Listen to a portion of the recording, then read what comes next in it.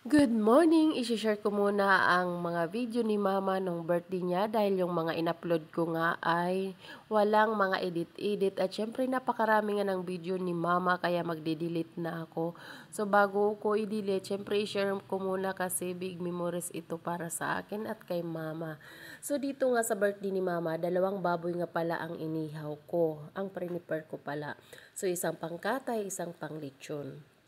Siyempre sa araw ng March 13 pala ay kinatay na yung isa at nag-umpisa na kami mag-decorate dahil ang birthday ni mama ay March 14.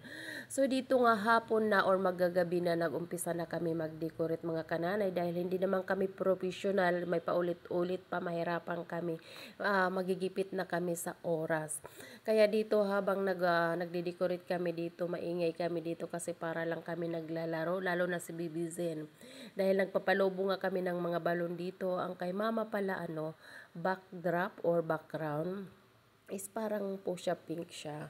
Tapos ito nga araw na ng March 14 ay pumunta nga kami dito sa Gandara kung saan namimili kami ng mga kailangan namin na mga ingredient na kulang pa. Namili nga ako sa Kalbayog pero kulang pa. Dito nga may nakita ko na maraming mga gulay, mga paninda dahil maaga pa at bikeri dito napakasarap yung tinapay nila. Bumili rin ako ng bigas at ganito nga yung aming service habal-habal. Napakasarap sumakay ng ganito kasi mahangin at lilipad-lipad yung ating buhok, no, 'di ba? Maaga pa nga dito, syempre parang kami nga nauna sa pamilihan kaya nakauwi na kami ng maaga.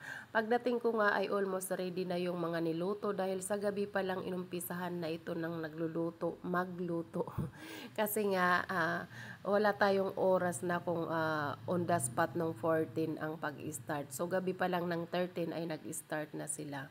Ito nga ay March 14 tanghali na si mama pinamake-upan ko na siya. At ito na natapos na yung aming decoration ng kan mama.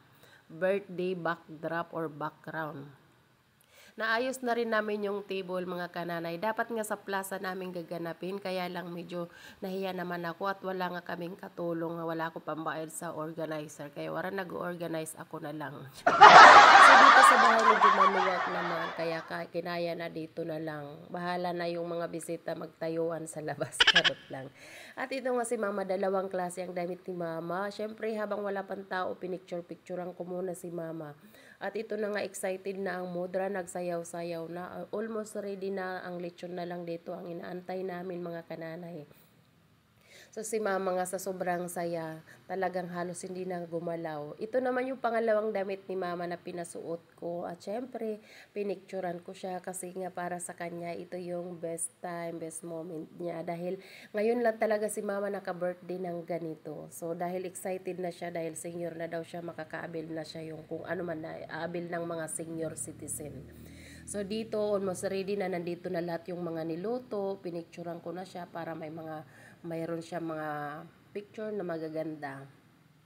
So dito nagpicturan muna sila ng kanyang mga apo, mga pamangkin dahil inaantay na lang natin dito yung oras dumating yung lechon para makapag-start na. At ito naman ang ganap sa kusina mga kananay. Mayroon nga pala kaming prepare na mga nagpaka-lunch pack, yung mga spaghetti para sa mga bata. Dahil nga hindi pwede sila sabay-sabay dahil hindi tayo magkakasya sa loob ng bahay. Namigay rin ako dito sa mga bata ng mga laruan at syempre dahil pa-start na ni-ready na natin yung cake. At ito na nga mga kananay, nagre-ready sila. Hindi nila alam kung saan ilalagay yung decoration. So ito na ang total lahat ng kay mama handa. May tinapay, syempre, at iba't ibang putahe ng luto. May pansit din, may spaghetti, may manok, mayroon kami palawan, may balanghoy, may saging. Basta, hindi ko na alam kung ano yung ibang putahe. Basta yun na yun lahat dyan. At syempre halos nandito na mag-i-start na tayo, dumating na yung lechon. Thank you so much sa aming kapitan, napakabait dahil siya nga talaga ang nag-ihaw at naglechon ng lechon na ito na napaka-lutong ng balat. At ito na nga nag-start na, pinapila na namin yung mga bata para maipamigay na yung nagpaka-lunch pack at doon na sila lumabas para mag-start na yung matatanda. So dito habang pinapapila sila yung mga bata nakapila na at syempre nakaabang na rin ang ating mga mga matatanda. At dito nag-lead na nga ng prayer para mag-umpisa na ng kainan dahil nga kailangan mag-pray muna tayo, papasalamat dahil nga sa grasya at blessing na binigay sa atin at na-afford natin maghanda ng ganito para sa ating magulang. Kaya kung may magulang ka mga kananay, pasayahin nyo na habang nafe-feel pa nila na maging masaya. Dahil wag natin sila hayaan kahit man mayroon tayong mga hindi pagkakaunawaan between mother and daughter or son.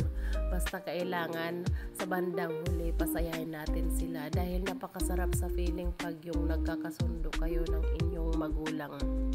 Normal na lang yan na medyo mayroon kayo pag hindi pagkakaintindihan, mayroon kayo mga argument na mga moment, pero talagang napakasaya pag yung inaalagaan natin yung magulang natin. Si mama nga pala, bago itong birthday bago itong araw na ito, ilang beses ko na ito pinag-celebrate ng birthday sa city. Ilang beses ko na siya dinala sa hotel para mag-celebrate ng kaniyang birthday.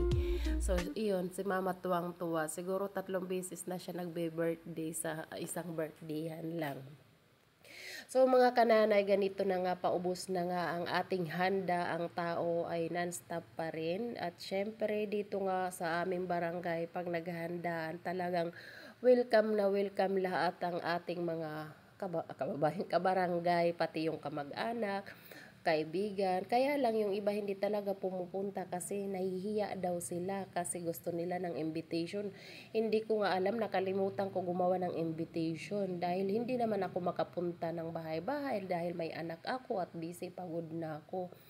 Pero yung iba hindi nagpunta, pero yung iba welcome, basta welcome naman lahat. Bago nga nag-start, nagsabi na si mama na pumunta sila, welcome naman ang lahat dahil sa lahat naman ng hinanda na pagkain ay para naman yan sa lahat.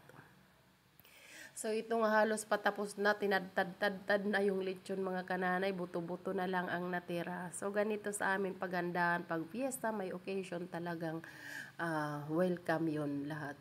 So yun lang, thank you so much for watching, bye!